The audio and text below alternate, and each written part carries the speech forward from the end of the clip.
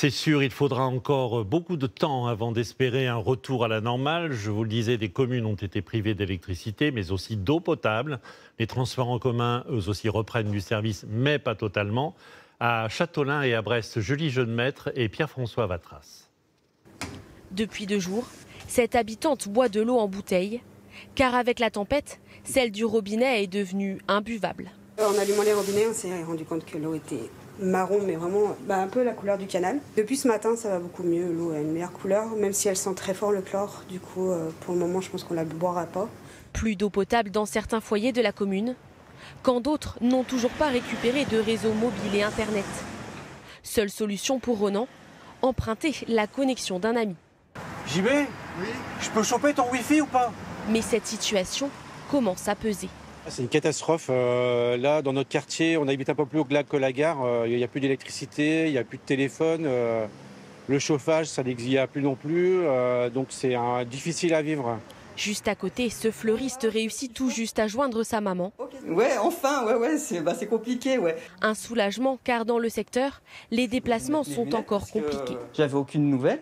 Ce matin, j'ai essayé d'aller la voir, elle habite sur Castres et c'était bloqué, j'ai dû faire demi-tour. Donc là, j'ai réussi enfin à la joindre pour avoir des nouvelles. Beaucoup de routes secondaires restent bloquées, les voies ferroviaires aussi. Depuis la gare de Brest ce matin, aucun train ne circule.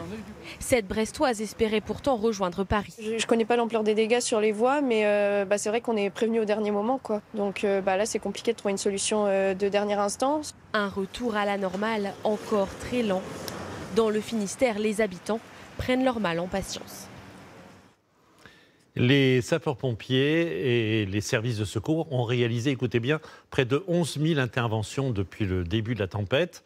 On a pu aussi compter sur une belle solidarité entre voisins, notamment à Barneville-Carteret, Jeanne Cancard, Stéphane Yorgoulescu et Baptiste Cisco. Disqueuse à la main, Bruno n'arrête pas depuis le passage de la tempête. Ce matin, c'est le portail de Marc qu'il tente de réparer. C'est quand je me suis aperçu qu'il y avait quelques dégâts chez les copains et les copines, on a prévenu tout le monde et puis après il faut intervenir. Dans sa rue, il fait le tour de chaque maison pour aider les habitants touchés par la tempête. Hier chez un voisin, là, lui il a perdu des tuiles sur sa toiture et il a fallu intervenir hier soir, trouver les échelles de toit et puis monter malgré la pluie parce que hier soir il tombait des seaux. Il y a une solidarité, puis en fait on habite au bord de la mer. Donc la solidarité des gens de mer ici, voilà, les gens s'entraident.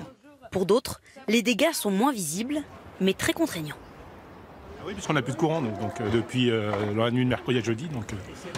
Mais grâce à son voisin et sa rallonge, le service minimum est assuré. Il y a la cafetière qui est derrière. Elle est là, la cafetière. Ça, c'est pour le petit-déj du matin.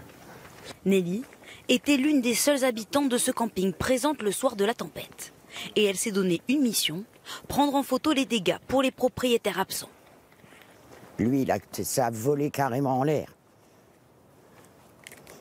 Celui-là, c'est catastrophique. Il est mort, lui. Il va à la casse. Alors, j'ai pris des photos aussi. Parce qu'il y en a beaucoup qui n'habitent pas ici, qui ne sont pas là. Et pour les assurances et pour qu'ils se fassent rembourser. Ça va, vous n'avez pas eu trop de dégâts? Vous avez vu Céline, son mobil-home, le toit? Elle n'a plus de mobil-home. Elle n'a plus de mobil-home.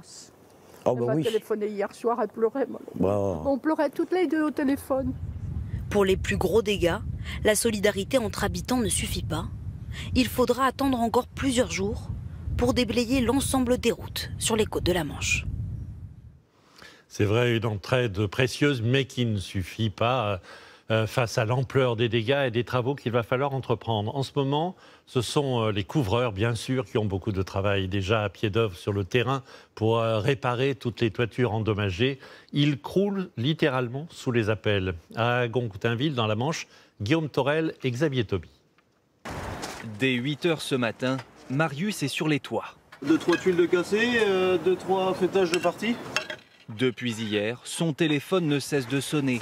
Il faut aller vite, enchaîner les chantiers. Réparer le maximum, bâcher, essayer d'être partout, quoi. On est débordés. Allô? À quelques kilomètres de là, cette autre entreprise est dans la même situation. Allô? En seulement 10 minutes, Christine est appelée 6 fois. Il faut ensuite organiser les déplacements des couvreurs. Voyez-vous, je décroche, je raccroche, je décroche, je raccroche. Et puis après, forcément, il faut que les hommes sur le terrain arrivent à suivre. Et puis il va falloir qu'on sélectionne les urgences, parce qu'on ne va pas faire un petit travail qui n'est pas urgent tout de suite et laisser une maison qui elle mouille, quoi. Dominique, son mari, est à la retraite depuis 2 ans. Suite à la tempête, il a décidé de reprendre son activité. Je suis venu donner un coup de main au gars, parce que là je voyais que la situation était terrible, donc j'ai repris un peu de service. Sur le terrain, les dégâts sont importants. On va remettre toutes les ardoises qui sont parties. Il est très souvent compliqué de joindre des couvreurs. On a contacté plusieurs et aucune réaction, hein. Ça ne décroche pas parce que les couvreurs, ils sont tous débordés. Hein. Ah ben soulageant. Soulageant. Ça nous souciait beaucoup de laisser la maison dans cet état-là, quoi. Maxime n'avait jamais connu pareille situation. Aujourd'hui, il espère réaliser une dizaine d'interventions. Gérer les urgences, le téléphone, il sature forcément. Là, c'est vraiment de l'intervention rapide. Donc on va forcément faire attention, mais on n'a pas le choix si on veut faire le plus de clients possible dans la journée, avant la tombée de la nuit. Ces chantiers de réparation devraient durer plusieurs semaines. Les personnes dont les toitures ont été endommagées ont 30 jours pour déclarer le sinistre à leurs assurances.